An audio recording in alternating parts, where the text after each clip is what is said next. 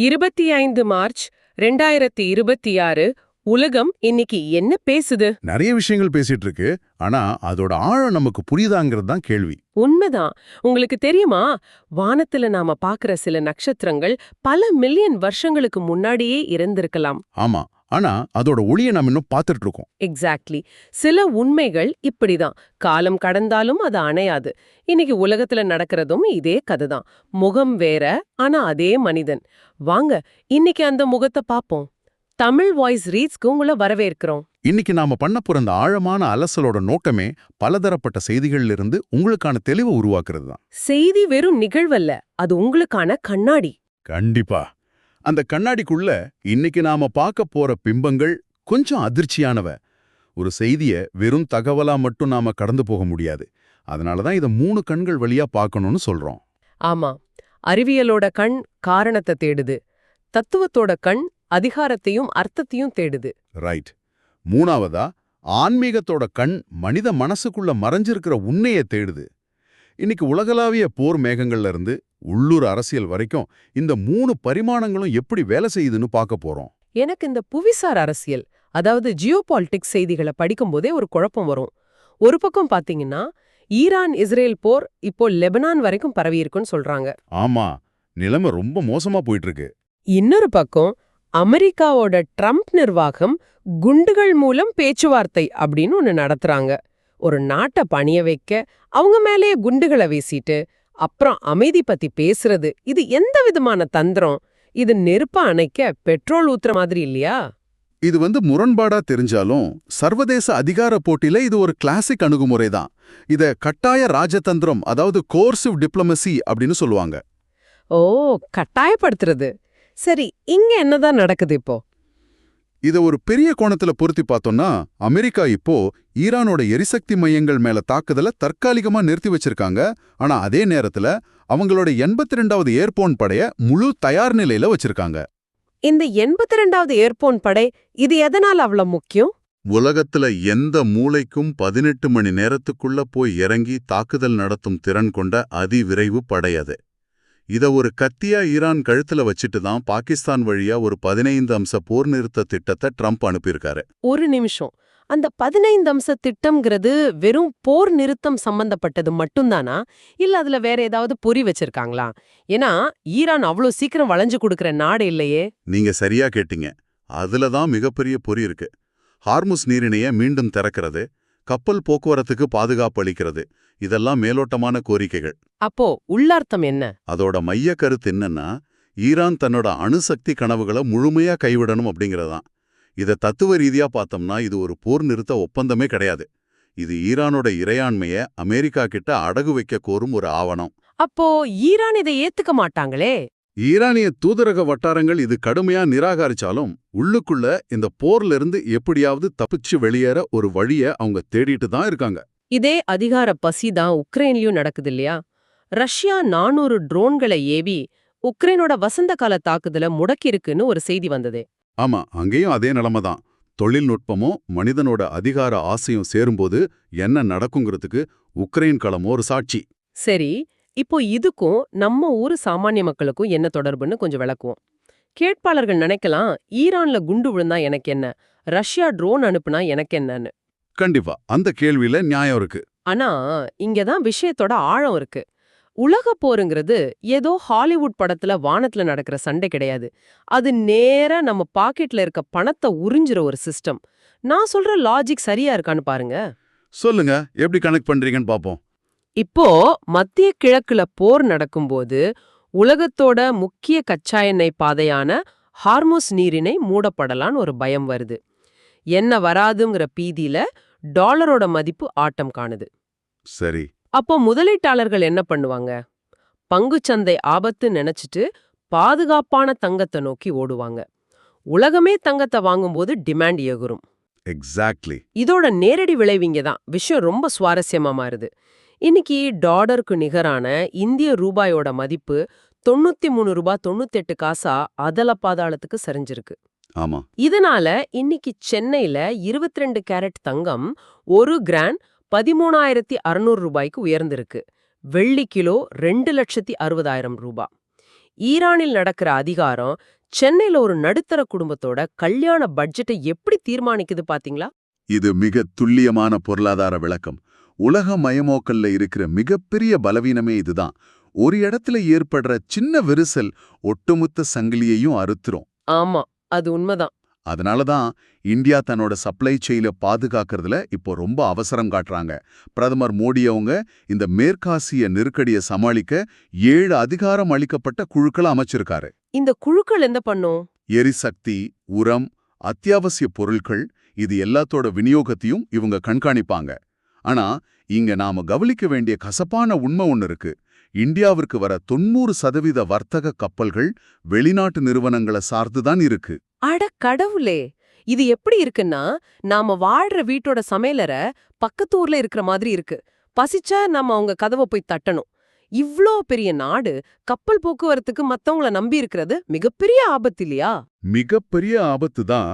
அதை சரி பண்ற நீண்டகால பொருளாதார அடித்தளங்கள் அமைக்கிற வேலை இப்பதான் நடந்துட்டு இருக்கு. நிதியமைச்சர் நிர்மலா சீதாராமன் தாக்கல் செஞ்ச நிதி மசோதா 2026 32 திருத்தங்களோட நிறைவேறியிருக்கு. ஓ, அதனால என்ன மாறும்? இதுல உள்கட்டமைப்பு மற்றும் மூலதன முதலீட்டுக்கு 17.15 லட்சம் கோடி ரூபாய் ஒதுக்கியிருக்காங்க. இது வெறுமனே ஒரு நம்பர் கிடையாது. நாட்டை தற்சார்பு நோக்கி நகர்த்துற ஒரு அஸ்திவாரம். அது மட்டும் இல்லாம MSME, அதாவது சிறு குறு தொழில்களுக்காக ரிஃபார்ம் எக்ஸ்பிரஸ் அப்படிங்கிற புதிய திட்டமும் அறிவிச்சிருக்காங்க. ரைட். ஏன்னா பெரிய கப்பல்கள் வெளிநாட்டோடதா இருந்தாலும் உள்நாட்டுல பொருட்களை உற்பத்தி பண்றது இந்த சிறு தொழில்கள் தான். ஆமா, அவங்கள பலப்படுத்தினா மட்டும்தான் நாம் தப்பிக்க முடியும். சரி, இந்த உலகளாவிய பொருளாதார அழுத்தம் ஒரு பக்கம் இருக்கட்டும், அப்படியே நம்ம மாநில அரசியல் பக்கம் திரும்புவோம். உலக அளவுல அதிகாரம் விதிகளை வளைக்குதுன்னா, நம்ம உள்ளூர் அரசியல்ல அதிகாரம் விதிகளை மொத்தமா குழி தோண்டி புதைக்குது. நீங்க மகாராஷ்டிராவை சொல்றீங்கன்னு நினைக்கிறேன். எக்ஸாக்ட்லி. ஜனவரி 28ஆம் தேதி பாராமதியில ஒரு ஃபிளியர் ஜெட் 45 விமானம் விபத்துக்குள்ளாகி அஜித் பவார் மரணம் அடைஞ்சாரு. இப்போ அவரோட மருமகன் ரோஹித் பவார் பெங்களூர்ல ஒரு 0 பதிவு பண்ணியிருக்காரு. ஆமா, அந்த வழக்குல நிறைய மர்மங்கள் இருக்கு. இது ஒரு சாதாரண விபத்து போல எனக்கு தெரியலையே. ஒரு ஹாலிவுட் த்ரில்லர் படத்தோட திரைக்கதை மாதிரி இல்ல இருக்கு.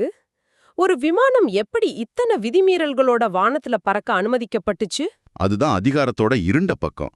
இத தர்க்க ரீதியாவும் விமான போக்குவரத்து விதிகள் அடிப்படையிலும் காத்தோம்னா இது விபத்து கிடையாது, ஒரு திட்டமிட்ட படுகொலைக்கு சமமான அலட்சியம்னு புரியும். அந்த அளவுக்கு என்ன விதிமீறல் நடந்துச்சு? ரோஹித் பவாரோட புகார பாருங்க. முதல்ல விபத்துக்குள்ளான அந்த விமானம் ஏற்கனவே பாதுகாப்பு குறைபாடுகளுக்காக DGCA அமைப்பால எச்சரிக்கப்பட்ட ஒண்ணு.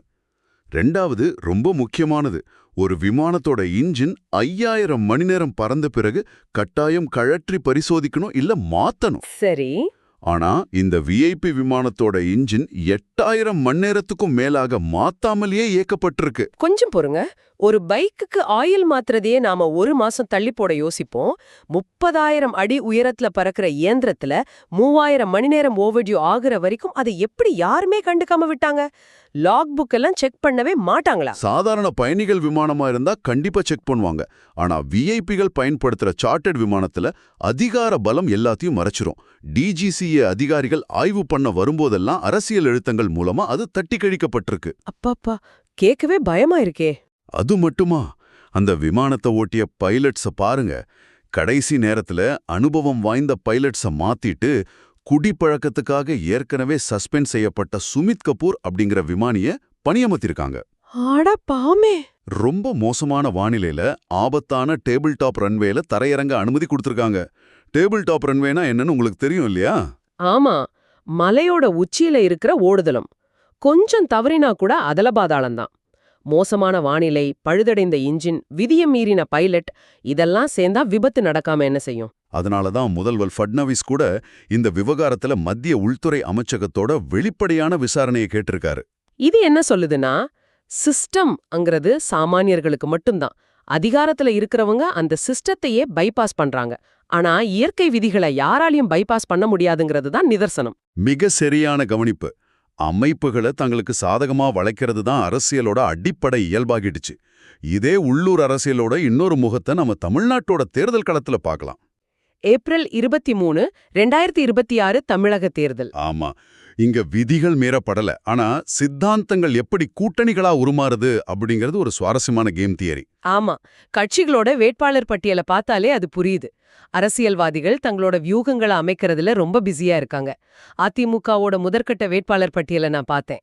ம், எடப்பாடி பழனிசாமி, டிஜே குமார், சி.வி. சண்முகம், சி. விஜயபாஸ்கர்னு அவங்களோட பழைய வலிமையான முகங்களே திரும்பவும் களமிறக்கியிருக்காங்க. இதுல என்ன வியூகம் இருக்கும்னு நினைக்கிறீங்க? இது ஒரு டிஃபென்சிவ் ஸ்ட்ராட்டஜி, அதாவது பாதுகாப்பு வியூகம். ஒரு கட்சி எதிர்க்கட்சியா இருக்கும்போது புதுசா பரிசோதனைகள் பண்றதை விட ஏற்கனவே ஜெயிச்சு காட்டின பாரம்பரிய முகங்களை நம்புறது தான் பாதுகாப்பானது. கரெக்ட். மறுபுறம் ஒரு சுவாரஸ்யமான கூட்டணி நகர்வு நடந்திருக்கு. ஜி.கே. வாசமோட தமிழ் மாநில காங்கிரஸ் கட்சிக்கு பாஜக கூட்டணியில 5 இடங்கள் ஒதுக்கியிருக்காங்க. ஆனா அவங்க பாஜகவோட தாமரை சின்னத்திலேயே போட்டிடுவாங்கன்னு அறிவிச்சிருக்காங்க. ஓ, இது பாஜக தன்னோட சின்னத்தை மாநிலம் முழுக்க நிலைநிறுத்த நினைக்கிற ஒரு நீண்டகால திட்டமா? எக்ஸாக்ட்லி. சரி, ஆளும் கட்சியான திமுக கூட்டணியோட நிலைமை என்ன? முதலமைச்சர் மு.க. ஸ்டாலின் இத பலமுறை சித்தாந்த ரீதியான கூட்டணின்னு திட்டவட்டமா சொல்லியிருக்காரே. ஆமாம், இடதுசாரி கட்சிகள் மற்றும் விசிஐ உடனான தொகுதி பங்கீட்டுல சில இழுபறிகள் செய்திகள்ல வந்தாலும் திமுகவோட வியூகம் வாக்குகள் சிதறாம இருக்கிறதுல குறியா இருக்கு. சித்தாந்தம்னு அவங்க சொல்றது தங்களுக்கு எதிரான வாக்குகள் ஒன்றிணைவதை தடுக்கும் ஒரு கருவியா செயல்படுது. ஆனா இந்த பாரம்பரிய கட்சிகளோட கணக்குகளை சற்றே அசைச்சு பாக்குற மாதிரி ஒரு புது திருப்பம் வந்திருக்கே, நடிகர் விஜயோட தமிழக வெற்றி கழகம். ஆமாம், டிவிகேவோட என்ட்ரி பெரிய இம்பாக்ட உருவாக்குது. குறிப்பா ஆலந்தூர், ராயபுரம் மாதிரி தொகுதிகள்ல அவங்க களமிறங்கி இருக்கிறதுனால அங்க 4 முனை போட்டி உருவாகியிருக்கு. ஆனா எனக்கு இங்க ஒரு கேள்வி வருது. என்ன கேள்வி? அரசியல்வாதிகள் சித்தாந்தம், கூட்டணி, சீட் பங்கீடுன்னு பேசிட்டு இருக்காங்க. ஆனா அந்த ஆலந்தூர், ராயபுரம் பகுதிகள்ல இருக்கிற வாக்காளர்களோட நிஜமான பிரச்சனை என்ன தெரியுமா? அடிப்படை பிரச்சனைகளை சொல்றீங்களா? ஆமா, பல இடங்கள்ல சமையல் எரிவாயு தட்டுப்பாடு, நீண்ட காலமா தீர்க்கப்படாத குடிநீர் மற்றும் வடிகால் பிரச்சனைகள். ஒரு பக்கம் பார்த்தா உலகப் போர், இன்னொரு பக்கம் கூட்டணி அரசியல். ஆனா சாமானிய மனுஷனோட போருங்கிறது குழாயில தண்ணி வருமா, சிலிண்டர் கிடைக்குமான்னு தானே இருக்கு. அதுதான் யதார்த்தம். உலக அமைப்புகள்ல இருந்து உள்ளூர் அரசியல் அமைப்புகள் வர எங்குமே மனிதனோட அடிப்படை தேவைகளை பூர்த்தி செய்யறதுல ஒரு பெரிய இடைவெளி இருக்கு. இந்த அமைப்பு ரீதியான பலவீனங்களை மனிதர்களாலேயே சரி செய்ய முடியலன்னா வேற யார் இதை செய்வாங்க? யாரு செய்வாங்க? அதற்கான ஒற்றை விடை அறிவியல் மற்றும் தொழில்நுட்பம். இந்த இருள் சூழ்ந்த செய்திகளுக்கு மத்தியில எதிர்காலத்தை கட்டமைக்கிற சில வெளிச்சங்களும் இருக்கத்தான் செய்யுது. ஆகா, மனிதர்கள் உருவாக்குற பிரச்சனைகளை மனிதர்கள் உருவாக்குற இயந்திரங்களே தீர்க்கும்னு சொல்றீங்க. ரைட். தொழில்நுட்பம்னாலே எனக்கு எப்போதுமே ஒரு ஆர்வம் வந்துரும். அதிலும் குறிப்பா சென்னை ஐஐடி மற்றும் நம்ம ஊர் ஸ்டார்ட் அப்கள் செய்யற சாதனைகள். கண்டிப்பா பேசலாம். அக்னிகுல் காஸ்மோஸ் நிறுவனத்தோட புதிய சாதனையிலிருந்து ஆரம்பிப்போம். அந்த அக்னைட் என்ஜின் பத்தி தானே சொல்றீங்க? அவங்க ராக்கெட் என்ஜினை முழுமையா 3D பிரிண்டிங் முறையில தயாரிச்சு வெற்றி கண்டிருக்காங்க. இதை நான் கொஞ்சம் ஆழமா புரிஞ்சுக்க விரும்புறேன். 3D பிரிண்டிங்னா ஏதோ பிளாஸ்டிக் பொம்மை செய்யற மாதிரி இருக்கும். நெருப்ப கக்குற ஒரு ராக்கெட் என்ஜினை எப்படி 3D பிரிண்ட் செய்ய முடியும்? இது ஏன் இவ்ளோ பெரிய விஷயம்? அருமையான கேள்வி. இது பிளாஸ்டிக் கிடையாது, இது இன்கோனல் அப்படிங்கிற அதீத வெப்பத்தை தாங்கக்கூடிய ஒரு சிறப்பு உலோக கலவை. சாதாரண முறையில ஒரு ராக்கெட் என்ஜின் செய்யணும்னா ஆயிரக்கணக்கான சின்ன பாகங்களை தனித்தனியா உருவாக்கி அதை ஒன்னா இணைச்சு வெல்டிங் செய்யணும். சரி. ஒரு இன்ஜின்ல எந்த இடத்துல வெல்டிங் இருக்கோ அதுதான் பலவீனமான புள்ளி. விண்வெளியில அதிக அழுத்தத்துல அந்த வெல்டிங் உடையிற அபாயம் இருக்கு. ஓ, வெல்டிங்னால பிரச்சனை வருமா? அப்போ 3D பிரிண்டிங்ல? அதுல ஒட்டுமொத்த இன்ஜினும் ஒரே அச்சுல எந்த ஒரு இணைப்பு புள்ளியும் இல்லாம, அதாவது 0 ஜாயின்ஸ்ல உருவாகுது. இதனால விபத்து நடக்கிற வாய்ப்பு 0 தயாரிப்பு நேரமும் பல மாசங்கள்ல இருந்து சில நாட்களா குறையுது. இதை உணர்ந்துதான் டிட்கோ நிறுவனம் இந்த அக்னிகுல் மற்றும் ராப்டி எனர்ஜி ஆகிய நிறுவனங்கள்ல தலா 25 கோடி ரூபாய் முதலீடு செஞ்சிருக்காங்க. வாவ், இணைப்புகளே இல்லாத ஒரு எந்திரம்! கேட்பதற்கே ஆச்சரியமா இருக்கு. இது விண்வெளி. சரி, நாம தினமும் பயன்படுத்துற எலக்ட்ரிக் வாகனங்கள்லயும் ஒரு பெரிய புரட்சி நடந்திருக்கே. பெங்களூரு ஐஐஎஸ்சி ஆராய்ச்சியாளர்கள் மின்சார வாகனங்களுக்காக கேலியம் நைட்ரைடு டிரான்சிஸ்டர்களை உருவாக்கியிருக்காங்களாமே. ஆமா, இது ரொம்ப முக்கியமான ஒரு கண்டுபிடிப்பு. அதென்ன கேலியம் நைட்ரைடு? நாம இதுவரைக்கும் சிலிகான் சிப்களை தானே பயன்படுத்திட்டு இருந்தோம். சிலிக்கானுக்கு ஒரு பெரிய பிரச்சனை இருக்கு. அது அதிக மின்சாரத்தை கடத்தும் போது சீக்கிரமா சூடாயிடும். உங்க மொபைல் போனை அதிக நேரம் பயன்படுத்தினா சூடாகிறத பார்த்திருப்பீங்க. ஆமா, நல்லாவே சுடும். எலக்ட்ரிக் கார்ல மிக அதிக மின்சாரம் பாயும். அங்க சிலிக்கானை பயன்படுத்தினா சார்ஜ் ஆகிற வேகம் குறையும், அதிக கூலிங் சிஸ்டம் தேவைப்படும். ஆனா இந்த கேலியம் நைட்ரைடு அப்படிங்கிறது வெப்பத்தையே வாங்கிக்காத ஒரு அற்புதம். இதை வச்சு செஞ்ச சிப்களை பயன்படுத்தினா ஈவிகளோட சார்ஜிங் நேரத்தை 30% குறைச்சிடலாம். வண்டியும் சூடாகாது. எனக்கு புரியுது. இத நான் இப்படி ஒரு உதாரணமா சொல்றேன். சிலிக்கான் அப்படிங்கிறது ஒரு குறுகலான 2 வழிச்சாலை மாதிரி. அதுல நிறைய கார்கள், அதாவது மின்சாரம் போகும்போது டிராஃபிக் ஜாம் ஆகி இன்ஜின் சூடாகிற மாதிரி சூடாயிடும். ரைட். ஆனா கேலியம் நைட்ரைடுங்கிறது ஒரு 8 வழி விரைவுச்சாலை மாதிரி. எவ்ளோ மின்சாரம் வந்தாலும் எந்த டிராஃபிக்கும் இல்லாம சர்ருன்னு கடந்துரும். அதனால சார்ஜிங் வேகமா நடக்குது. சரியா? மிக துல்லியமான ஒப்பீடு. அதே போல மைக்ரோசிப் தயாரிப்புலையும் ஒரு மாபெரும் புரட்சிய IISR போபால் விஞ்ஞானிகள் செஞ்சிருக்காங்க. சாதாரண சிலிகான் வேஃபர்களை வெட்ட அதிக வெப்பம் தேவை. ஆனா இவங்க ரூம் டெம்பரேச்சர்லயே, அதாவது அறை வெப்பநிலையிலேயே சிலிகான் வேஃபர்களை செதுக்கிற புதிய தொழில்நுட்பத்தை கண்டுபிடிச்சிருக்காங்க. இதனால என்ன லாபம்? இதனால உலகளாவிய சிப் தயாரிப்பு செலவு 70% வரைக்கும் குறையும். இது இந்தியாவை செமிகண்டக்டர் துறையில ஒரு உலக தலைவனாக்க போற கண்டுபிடிப்பு. அட, சாதாரண தொழில்நுட்பத்திலேயே இவ்வளவு மாயாஜாலங்கள் நடந்தால் குவாண்டம் பத்தி நான் சொல்லவே தேவையில்ல. இனி உலகை ஆளப் போறது துப்பாக்கிகள் இல்ல, குவாண்டம் கணினிகள் தான் அப்படிங்கிறது உறுதியாயிடுச்சு. ஆமா, அதுல எந்த சந்தேகமும் இல்ல. ஜப்பானோட ஃபுஜிட்சு நிறுவனம் அப்புறம் ஒசாகா பல்கலைக்கழகம் இணைந்து ஸ்டார் ஆர்கிடெக்சர் வெர்ஷன் 3 அப்படிங்கிற புதிய குவாண்டம் கட்டமைப்பை உருவாக்கியிருக்கிற செய்தியை பார்த்தேன். இந்த குவாண்டம் கம்ப்யூட்டருக்கும் சாதாரண கம்ப்யூட்டருக்கும் என்ன பெரிய வித்தியாசம்? இதையும் உங்க பாணியிலே ஒரு உதாரணமா சொல்றேன். ஒரு பெரிய நூலகத்துல இருக்கிற ஒரு குறிப்பிட்ட புத்தகத்தில் உள்ள ஒரு வரியை நீங்க தேடணும்னு வைப்போம். சாதாரண கம்ப்யூட்டர் என்ன செய்யும்? புத்தகத்தோட பக்கத்திலிருந்து வரிசையா படிச்சுக்கிட்டே வரும். அதுக்கு பல வருஷம் ஆகுமே. ஆனா குவாண்டம் கம்ப்யூட்டர் அது நூலகத்துல இருக்கிற அத்தனை புத்தகங்களையும் ஒரே வினாடியில ஒரே நேரத்துல படிச்சு முடிச்சு உங்களுக்கு விடைய சொல்லிடும். இதுதான் அதோட பலம். ஃபுஜிட்சு உருவாக்கியிருக்கிற இந்த கட்டமைப்பு மனித வரலாற்றுல ஆயிரக்கணக்கான ஆண்டுகள் தேவைப்படுற அதிநவீன வேதியியல் கணக்கீடுகளை வெறும் சில வாரங்கள்ல முடிச்சிடும். Oh my god! ஆமா, கேன்சர் மாதிரியான நோய்களுக்கான புது மருந்துகளை கண்டுபிடிக்கிறதும் வளிமண்டலத்தில் இருக்கிற கார்பனை மறுசுழற்சி செய்யறதும் இனி பல தசாப்தங்கள் எடுக்காது. பிரமிப்பா இருக்கு. ஆனா எனக்கு இங்க ஒரு பயமும் வருது. சாதாரண கம்ப்யூட்டர் பாஸ்வேர்டுகளையே ஹேக்கர்கள் ஈஸியா திருடுறாங்க. இவ்ளோ சக்தி வாய்ந்த குவாண்டம் கம்ப்யூட்டர் ஒரு தீவிரவாதி கைக்கு கிடைச்சா உலகத்தோட எந்த வங்கியையும் எந்த நாட்டோட ராணுவ ரகசியத்தையும் ஒரே செகண்ட்ல ஹேக் செய்திடலாமே. இதை தடுக்க வழியே இல்லையா? அந்த பயம் உலக நாடுகள் அனைத்திற்குமே இருக்கு. ஆனா நோயை உருவாக்குன அறிவியலே மருந்தையும் உருவாக்கியிருக்கு. உலகிலேயே முதன்முறையா ஜீரோ டியர் குவாண்டம் அப்படிங்கிற குவாண்டம் பாதுகாப்பான நெட்வொர்க் தளம் இப்போ உருவாக்கப்பட்டிருக்கு. அப்போ அதை ஹேக் பண்ண முடியாதா? ஆமா, இது குவாண்டம் கணினிகளால கூட உடைக்க முடியாத ஒரு என்கிரிப்ஷன் முறை. எதிர்கால குவாண்டம் தாக்குதல்கள்ல இருந்து உலக இணையத்தை பாதுகாக்கும் கவசம் இது. அப்பா அப்பா, கேட்கவே நிம்மதியா இருக்கு. தொழில்நுட்பம் நம்ம எங்கோ கொண்டு போகுது.